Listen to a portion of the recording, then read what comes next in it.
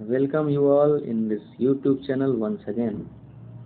आज हम इस वीडियो में मैग्नेटिक सर्किट से रिलेटेड कुछ क्वेश्चंस लेंगे और उनको सॉल्व करते हैं। ये क्वेश्चंस आने वाले कॉम्पिटिटिव एग्जाम्स में पूछे जाने की पूरी पॉसिबिलिटी है। ऐसे क्वेश्चंस पूछे जा सकते हैं। तो चलिए टाइम वेस्ट नहीं करते हुए चलते हैं पहले क्वेश्चन की तरफ। पहला क्वेश्चन है, coil of 600 turns and of resistance 20 ohm is wound uniformly over a steel ring of mean circumference 30 centimetre. पहला पार्ट हम देख रहे हैं, क्वेश्चन का बताया जा रहा है इसमें कि स्टील का रिंग है जिसका मीन सरकमफ्रेंस 30 सेंटीमीटर है। तो हम एक स्टील रिंग देख सपोज करते हैं, हमारा स्टील का रिंग जो है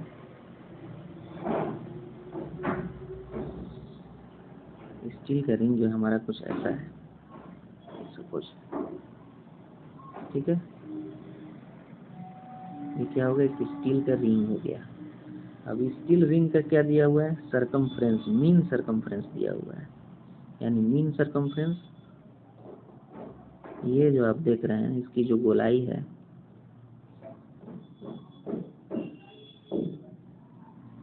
यानी इसकी मध्य गोलाई। मीन सरकमफ्रेंस का मतलब हो गया कि मध्य गोलाई, यानी कि इस रिंग के बीच में से ये जो लाइन जा रहा है, इस लाइन का जो ये लाइन से जो सर्कल बन रहा है उसका पेरीफेरी कितना दिया हुआ है, 30 सेंटीमीटर। यानी एल हमको मालूम हो गया 30 सेंटीमीटर। उसके बाद एरिया ऑफ क्रॉस सेक्शन भी दिया हुआ है। एरिया क्या हो जाएगा, एरिया हमारा क्या हो जाएगा, एरिया हो जाएगा क्रॉस सेक्शन का एरिया। ये सपोज करिए इसका कोई हम क्रॉस सेक्शन लेते हैं तो ये भी तो सर्कुलर ही होगा। तो इस सर्कल का जो एरिया दिया गया है कितना दिया हुआ है, ए बराबर 9 सेंटीमीटर स्क्वायर। अब इस सारे क्वांटिटी को हम क्या कर लेंगे, मीटर में कन्वर्ट कर लेंगे। रिलेटिव परमेबिलिटी क्या दिया हुआ है, म्यू आर कितना है, 1600। Find the value of reluctance. Reluctance क्या होता है हमारा, जैसा कि हम लोग लास्ट वीडियो में देख चुके हैं। रिलक्टेंस को हम किससे डिनोट करते हैं, एस से। एस इक्वल टू क्या होता है, एल अपॉन म्यू इंटू ए। एल क्या है, वही मीन लेंथ हो गया, एरिया ए है क्रॉस सेक्शनल एरिया, म्यू क्या है, परमिबिलिटी है। म्यू क्या होता है, mu naught equal to mu equal to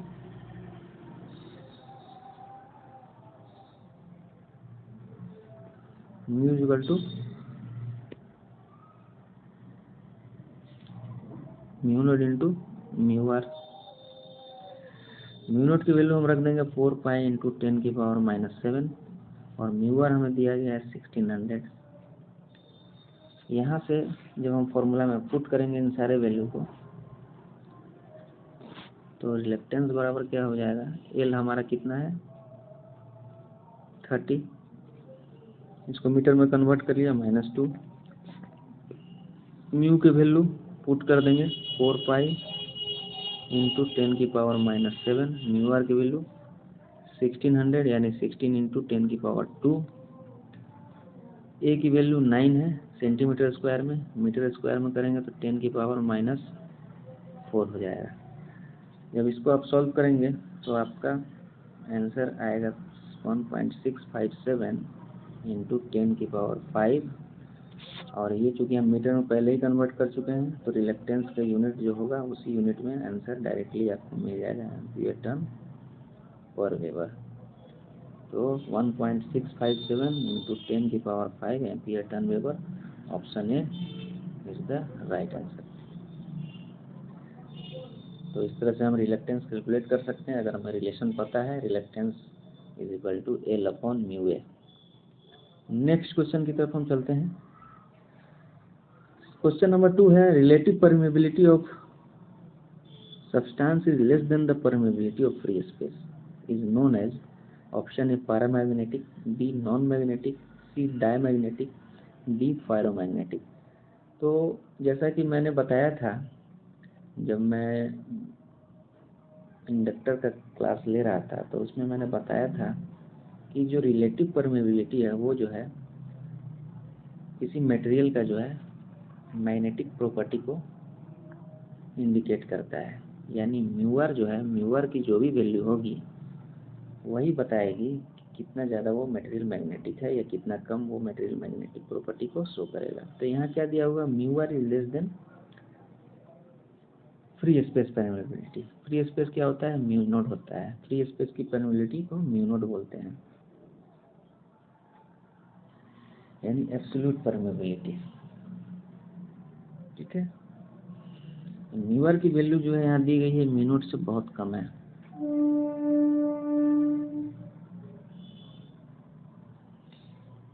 तो ये जो प्रॉपर्टी है ये डायमैग्नेटिक मटेरियल ऐसा शो करेगा। पैरामैग्नेटिक के लिए क्या हो जाता है, mu r is slightly less than mu naught. अगर ये रिलेशन है म्यूआर और म्यू नॉट के बीच में तो वो मटेरियल पैरामैग्नेटिक हो जाएगा। फेरोमैग्नेटिक के में क्या होता है, mu r is very very greater than mu naught. ठीक है, तो यहाँ पर लेस देन म्यू नॉट है तो हमारा आंसर डायमैग्नेटिक हो जाएगा, यानी ऑप्शन सी। अगर mu r slightly less than greater than mu naught होता तो हम पैरामैग्नेटिक लिखते हैं, और very very greater than mu naught होता तो फेरोमैग्नेटिक लिखते हैं। तो option C is the right answer. Next question की तरफ हम चलते हैं। क्वेश्चन नंबर 3 है, primary function of choke in tube light circuit. A, limit the starting current. B, limit the current after starting. C, heat up element. D, induce high voltage. देखिए, चोक जो है tubelight का, उसका प्राइमरी फंक्शन पूछा जा रहा है। तो ट्यूबलाइट को ग्लो करने के लिए हम चोक को लगाते हैं, और चोक लगाने से ट्यूबलाइट में क्या होता है कि चोक एक इंडक्टर है, बेसिकली एक इंडक्टर है।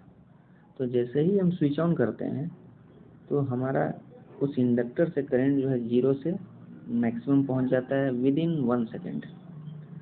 ठीक है, यानी चेंज जो हुआ करंट में वो 0 से मैक्सिमम सपोज करिए 5 एम्पियर हमारा करंट पहुंच गया, और टाइम हमें कितना लगा इसमें, लेस देन 1 सेकेंड का टाइम इसमें लगा। ठीक है, सपोज करिए 0.01 सेकेंड, मान लीजिए ये 5 एम्पियर करंट पहुंच गया। ठीक है, तब वोल्टेज जो इससे ईएमएफ इंड्यूस होगा, जैसा हम लोगों ने पढ़ा है कि कोई भी इंडक्टर से जब करंट चेंज होता है तो फ्लक्स भी चेंज होता है, और फ्लक्स जब चेंज होता है तो उस rate of change of flux के प्रोपोर्शनल ही हमारा ईएमएफ इंड्यूस होता है। यानी हम जानते हैं E equals to L D I by D T. अब यहाँ से आप डी आई को 5 पुट कर दीजिए, एल की वैल्यू कुछ होगी, सपोज कुछ आप एल की वैल्यू मान सकते हैं 5/0.01। इसको सॉल्व करेंगे 5.01 को, तो क्या आ जाएगा, 500 एम्पियर आ जाएगा। यानी 500 into L times EMF induce होगा, यानी बहुत ही हाई वोल्टेज इंड्यूस होता है। और ये हाई वोल्टेज इंड्यूस होता है जब उस ट्यूबलाइट के अंदर, तो ये उसमें आर्क प्रोड्यूस करता है, सडन एक आर्क प्रोड्यूस करता है, और उसके अंदर के गैस को वो आर्क जाके उसको गैस को आयोनाइज कर देता है और हमारा ट्यूबलाइट जलने लगता है। तो प्राइमरी फंक्शन चोक का क्या हो जाएगा, option D, induce high voltage. ठीक है, नेक्स्ट क्वेश्चन की तरफ हम चलते हैं। Magnetic pressure which sets up और tends to set up flux in magnetic circuit is called magnetic field, cross magnetization, demagnetization, magnetomotive force. देखिए, मैग्नेटिक प्रेशर क्या है, एक फोर्स ही है। तो मैग्नेटिक फोर्स की बात हो रही है, तो हमें पता है कि मैग्नेटिक सर्किट में एक फोर्स हम ऑलरेडी पढ़ चुके हैं जिसको हम मैग्नेटोमोटिव फोर्स बोलते हैं। ये मैग्नेटोमोटिव फोर्स टोटली रिस्पॉन्सिबल होता है फ्लक्स को प्रोड्यूस करने के लिए। एमएमएफ जो है, मैग्नेटोमोटिव फोर्स जो है, वो क्या करता है, फ्लक्स को सेटअप करता है। तो आंसर क्या हो जाएगा, D, magnetomotive force. Last question है हमारा, अगेन न्यूमेरिकल टाइप क्वेश्चन है। A magnetic circuit with relative permeability of 100 has core cross section of 5 cm square and mean core length of 25 cm। ठीक है, अगेन एल हमें क्या दिया हुआ है 25 सेंटीमीटर है, इसको हम मीटर में कन्वर्ट कर लेंगे 10 की पावर -2। नंबर ऑफ टर्न्स दिए हुए हैं 120। एमएमएफ हमारा क्या दिया हुआ है 1000 एम्पियर टर्न्स। तो पूछा जा रहा है what is the magnetic flux. Permeability हमारी कितनी रिलेटिव दी हुई है 100। तो फ्लक्स क्या होता है एमएमएफ अपॉन रिलक्टेंस। ये अब हम जान चुके हैं कि flux is equal to MMF upon reluctance. तो एमएमएफ हमारा दिया हुआ है, रिलक्टेंस नहीं दिया हुआ है, तो रिलक्टेंस को हम निकाल सकते हैं। अभी हमने लास्ट क्वेश्चन में कैसे रिलक्टेंस निकाला था, सेम उसी प्रोसीजर से यहाँ पे रिलक्टेंस निकालेंगे। रिलक्टेंस एस से डिनोट करते हैं, S equal to L upon mu A. L की वैल्यू हमारी क्या है 25 इंटू 10 की पावर -2। क्या हो जाएगा 25 इंटू 10 की पावर -2। म्यू की value mu naught into mu R again, तो 4 पाई म्यू नॉट की वैल्यू इंटू 10 की पावर -7। म्यू आर की वैल्यू दी हुई 100 यानी 10 की power 2। Area of cross section कितना दिया हुआ है, एरिया ऑफ क्रॉस सेक्शन दिया हुआ 5 सेंटीमीटर स्क्वायर। अगेन हम इसको मीटर में कन्वर्ट कर लेंगे, तो 5 इंटू 10 की पावर -4 मीटर स्क्वायर हो जाएगा। जब आप इसको सॉल्व करेंगे तो आपका जो है वेबर आएगा।